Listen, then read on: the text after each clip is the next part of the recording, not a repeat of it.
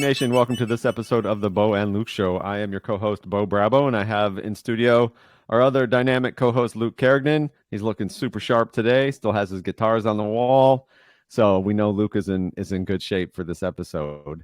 We have a super cool guest with us. We actually just learned that we have a lot of things in common with our guest. Super small world, even though we're on the East Coast and she's on the West Coast. Our guest is Rachel Rose. She's a keynote speaker, consultant, positive intelligence coach, guiding clients as they transition to total life changes in self, health, wealth, and life. She's a TEDx speaker. She has not one, but two new books coming out this fall. So we know she's going to be a best-selling author. That's just how things go, Rachel.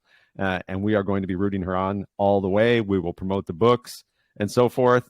Rachel, welcome to the show. We are so glad to have you. Thank you. Thank you so much for having me.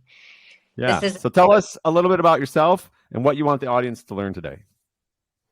Okay. Are we going to start with the 3 takeaways? Let's do it. The 3. Okay.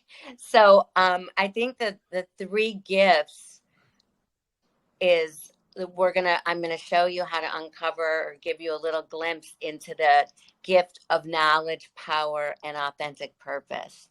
And for myself, I have 3 children, and I decided I was going to learn how to snowboard. And ultimately, it ended in the ER with my youngest son after 5 days of being home from a week-long trip.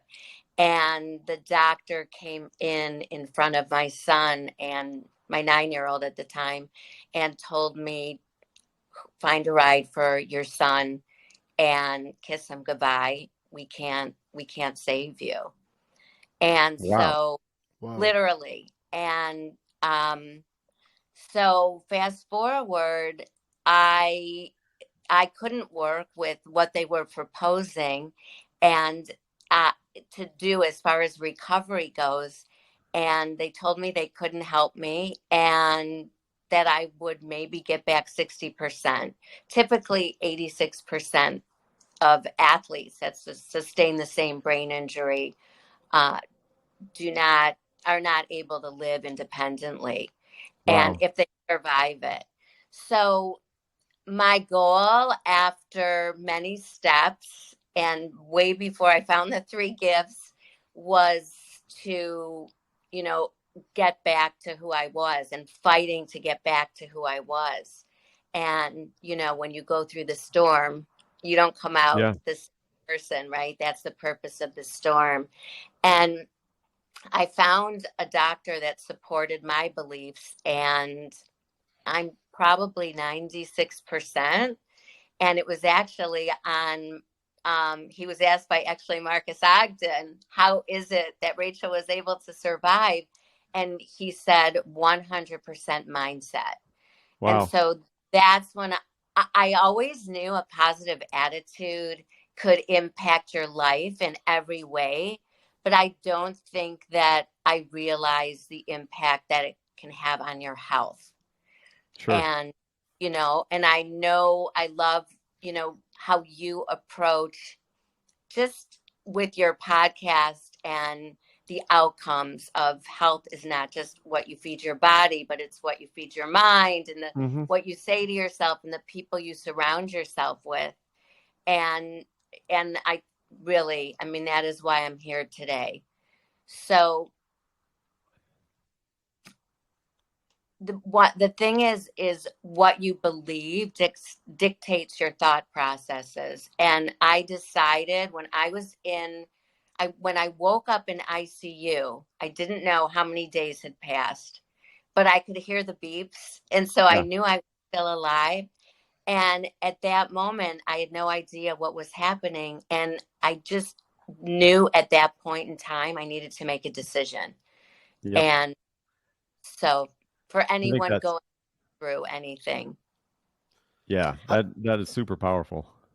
Yeah, that's incredible, Rachel. Thank you is for being open, for sharing that story with us, because I think it's something people really need to hear. And I think people go through similar things and aren't comfortable talking about it, Yeah. and I truly believe that positivity has a profound impact on your overall being. And there's Yep. so many stories out there for that. I also think that it's one of the toughest decisions in life to make that choice for yourself. Can you talk about how you decided to, like, how did you work that through your mind to say, okay, this is a deliberate choice to choose positivity? And then how'd you, keep moving forward with that? It definitely wasn't easy. I don't know if the listeners can see, but that's my snowboard, and with Huh. the big E on the front of it. That's the And one you had the accident in with? yes. Wow. Wow. So yeah, I don't snowboard anymore. I would lose all my friends and family. Huh. But I really I'm not going to take away from the difficulty of being in a trauma. And that's what's interesting too, Luke and Bo, is that trauma can be so many different things to different people. You don't have to have like a near death experience to be subjected to trauma. It could be a conversation or so many different things. And so I think there's some steps that you have to go through to get to Yeah. that place, because it was the positivity came in and is always there, and that's how I believe you can get through situations, is to know that on the other side there's gifts and there's gifts and opportunities. Did you ever read the book Going on a Bear Hunt? Do you have No. kids? No, I do have kids. We both have kids, but I don't recall that book. No. Okay, so this is a great book for adults too. And so the team is going on a bear hunt to catch a bear, and every step of the way they come upon obstacles, and they try to go. They can't go over it. They can't go around it. They have to go through it to get to the other side. And that, I think, is one of my best pieces of advice, is that when you trust and know whatever you're going through, whether it be a diagnosis or an obstacle or a problem, that there are gifts and opportunities on the other side. It's how it fuels you to be able to give you, to be able to get you to the other side, to be able to get you through it, right? To know Yeah. that there's something on the other side of this. Right. That reminds me of like it's teaching you that to have that expectation, right? That there's something on the other side of it, right? I'm reading a book, and I can't believe I just found this book just a few weeks ago, because it's been around for a while. The Silva Mind Control Method. Have you ever heard of that? I've heard of Luke, Silva, have but you? No, I'm Yeah, Googling it. The Silva Mind Control Method. And it's all about your own mind, not control, not mind control over somebody else. It's you're controlling your own brain, right? And your own thought process. And the one thing, I'm almost finished, and then you got to go back through and actually follow his how-to, because he's the book has got a big how-to guide. Like, this is actually how you do it, and these are the steps you go through, which I love that. But he put something out there in the beginning that I don't think even I had ever thought about before. When you're thinking about your mindset, right? And I have a vision board here in my home office, right? So his first thing is you have to see it. Then number two, you have to believe it. And I think a lot of people, even myself, like, you stop there. Like, yeah, I see it. I have the vision. I believe I can get there. But then his third one was you have to expect it. Like, it's an expectation, right? You got to get your mind all the way through that process to then almost naturally, then your mind tells you, okay, these are the things we have to do, because you expect that result, right? And you just start, over time, you're doing those things, and it's all about here. So 100%. Yeah. Did you ever read Think and Grow Rich? Oh, yeah. Yes. So that's kind of, the same thing, like every day. And I did that. When they told me I was not going to be able to recover.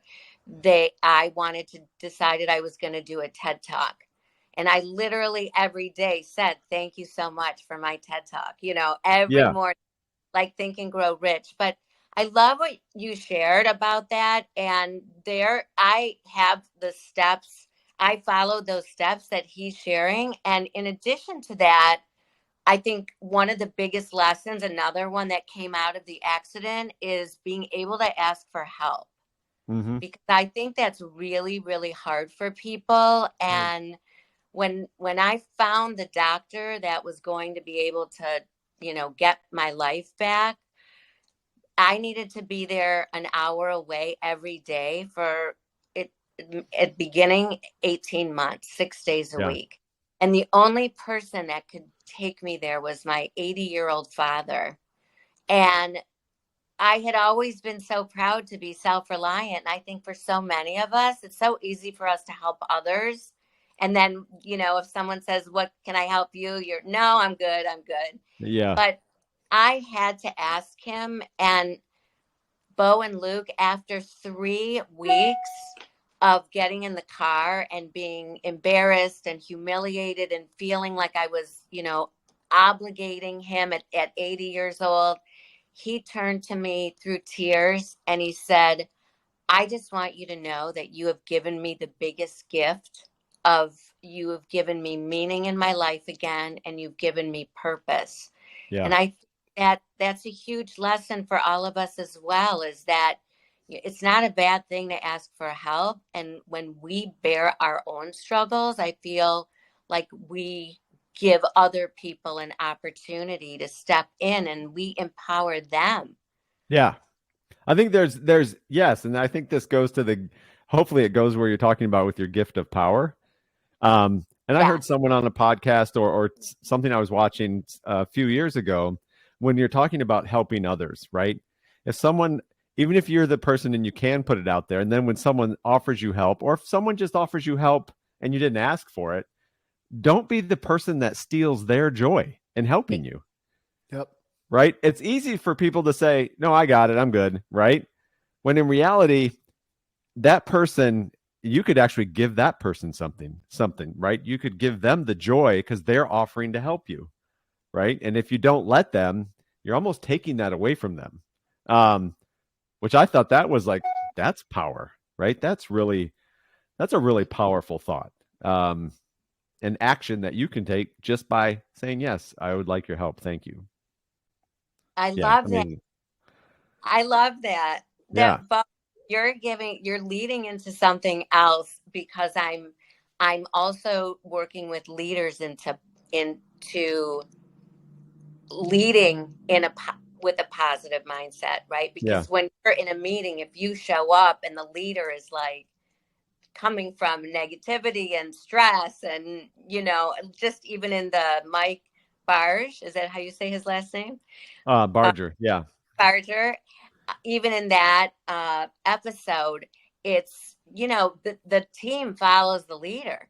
So Yeah. when the leader shows up in like a positive place and focusing on the gifts and opportunities, as opposed to, "Oh my God, what are we going to do? And this is a problem. And what if this happens? And what if that happens?"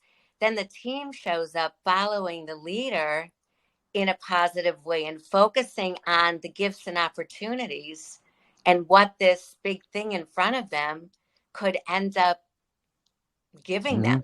Yeah. Yeah. I love that. I think that's great. Absolutely. Look forward to more feedback on that and how anybody that you're coaching from the leadership perspective is actually responding to that, and how they're taking that and then putting it to action. That would be cool to learn in the It'd future. be amazing.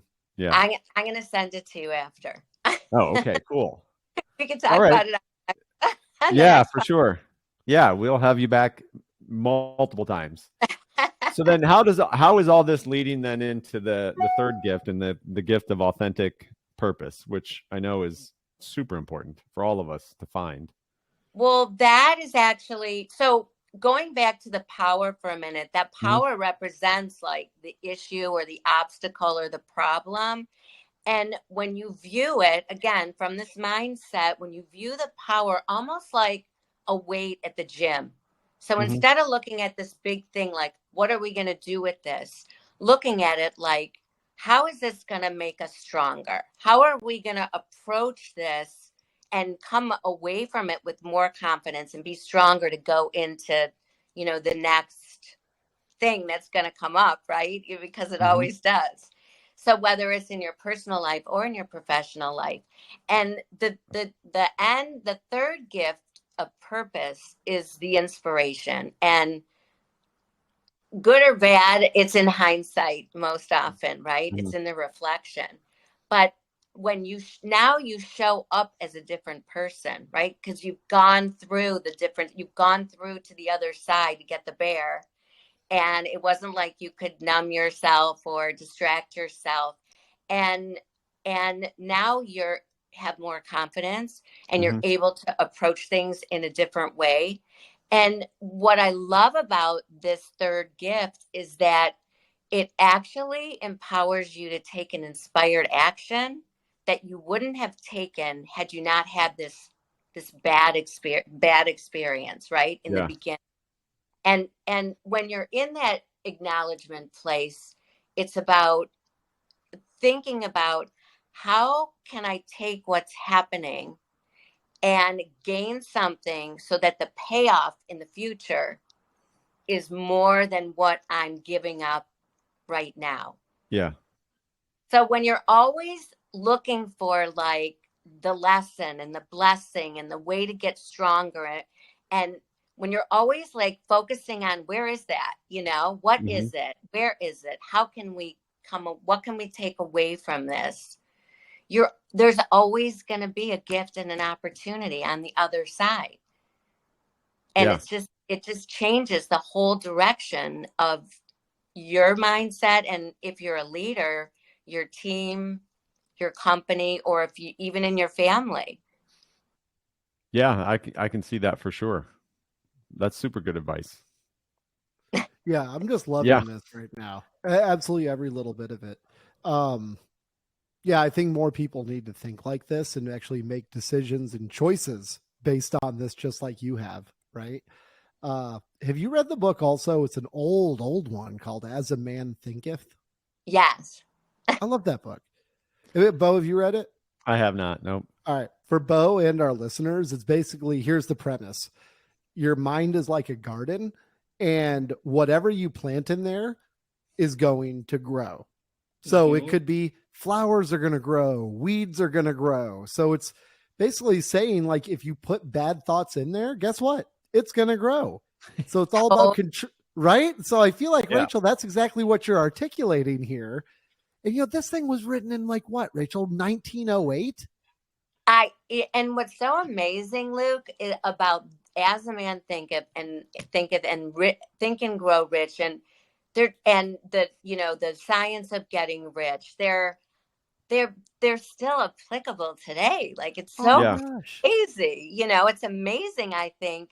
And, I always say, if you want to have a positive outcome, you have to have a positive outlook, because there's a million quotes. If you think you can or you think you can't, you're right.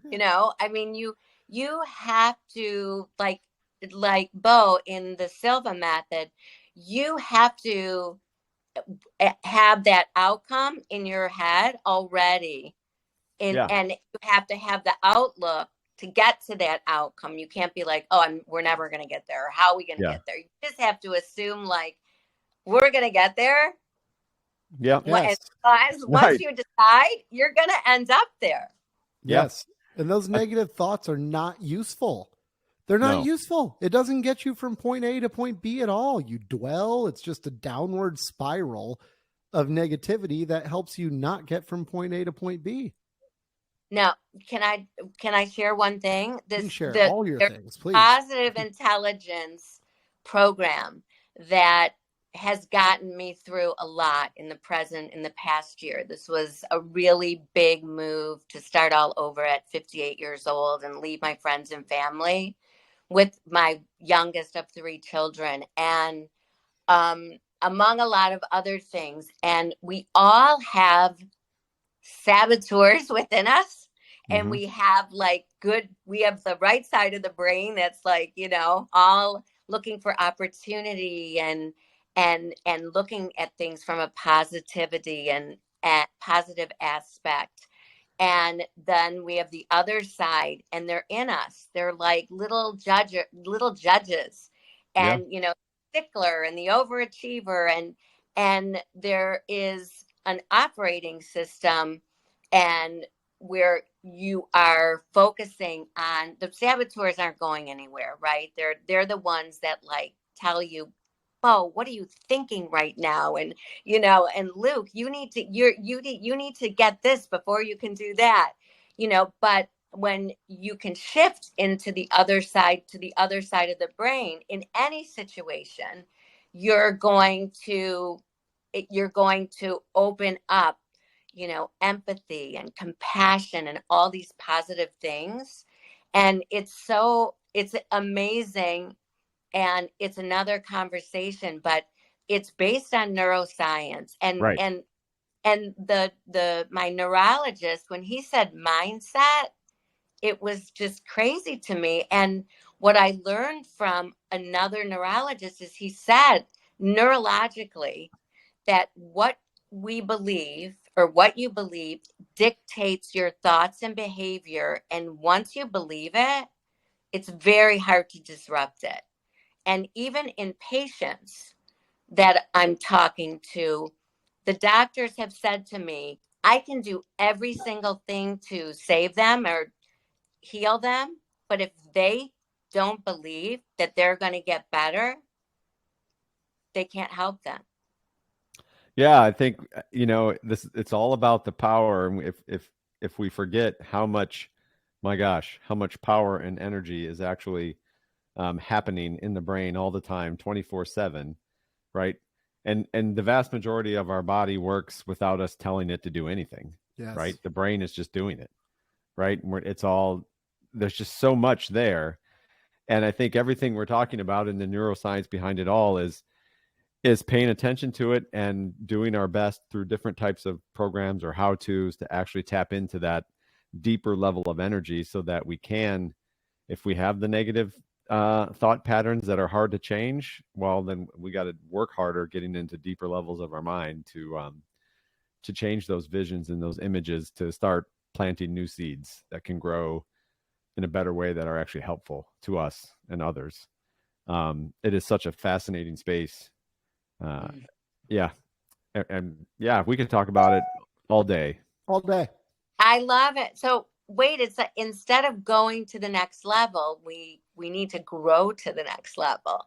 Yes. 100%. You got to grow. Yes. That's the difference, right? And there's mindset and there's growth mindset. And I think those are different subjects. So just being able to grow and have the mindset that you got to grow to that next level, it entails that there's some work to be done. And you just have to commit to doing it. You have to go on the bear hunt. You have to go on the bear hunt. That's right. If you want to catch a bear, you got to go on the bear hunt. Fantastic. Truth. Yep. Well, Rachel, we always give, this has just been unbelievably fascinating. We always give our guests an opportunity to plug whatever you want to plug, say happy birthday to somebody, let the audience know how they can get in touch with you, whatever you would like the audience to know. By all means, go for it. The floor is yours. Oh, well, thank you. I just, my goal is to impact and share my story with as many people as possible to inspire hope. I do believe that I survived this accident for a larger purpose. And I love what you are doing. And what I love most about what you're doing, because my background is corporate, is bringing this more human, focus and energy and awareness to the corporate, atmosphere. And so I just would love to contribute. I have a couple books coming out, but for right now, I'd love to give your audience a gift, and it's a blueprint to reclaim your power, positivity, and possibilities. And it reflects on these gifts and as a tool. And as, things continue to roll out, then, they'll be able to be in touch and be informed. And I'm just really grateful for this opportunity. I always say your vibe attracts your tribe, and I reached out to, Marcus Ogden on LinkedIn, and he kept saying we needed to meet. And I just love the collaboration of just making an impact. Well, thank you so much. We Yes. could not agree more. We agree completely. The more people we can reach and talk to, not only here, but around the world, maybe we can have a big impact in people's lives. So, Well, for it sure. starts with us, and if I can just share my last piece for the audience, is that if you're still searching for that one person to change your life, take a look in the mirror. Amen. Yes. And with that, we will just own Luke Nation. That's a wrap.